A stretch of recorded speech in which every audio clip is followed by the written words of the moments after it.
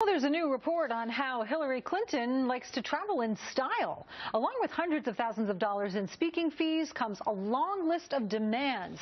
Luxury hotel suites plus rooms for her staff. And she won't fly commercial. She prefers a $39 million Gulfstream jet. Chief Washington correspondent James Rosen joins us with more on this. Hi, James. Patty Ann, good afternoon. Even to have a chance of Mrs. Clinton accepting your invitation to speak, according to documents published in the Las Vegas Review-Journal, you'll need to be willing to pony up the following: 300 up to 20 guest seats for Mrs. Clinton's party, which guests will be among the first to get their photo taken with her, a chartered Gulfstream 450 jet or larger for the sole round-trip use of Mrs. Clinton and her party, and round-trip business class seats for 2 staffers who'll scout the location in advance. You'll also book a presidential hotel suite and 3 adjoining or contiguous rooms for aides. Mrs. Clinton's lead travel aide will get a $500 stipend. All meals, incidentals, and phone charges will get picked up for Mrs. Clinton and her aides. And you'll foot the $1,200 bill for a stenographer whose transcript shall go only to Mrs. Clinton. Now, what do you get for all of that?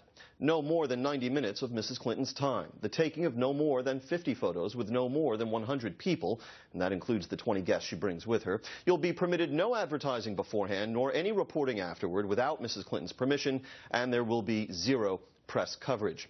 Veterans of the lecture circuit have seen many detailed and onerous demands like these embedded in contract riders before, some involving alcohol, others how high up a hotel suite must be. The crew of Spinal Tap famously insisted on backstage sandwiches shaped like stars.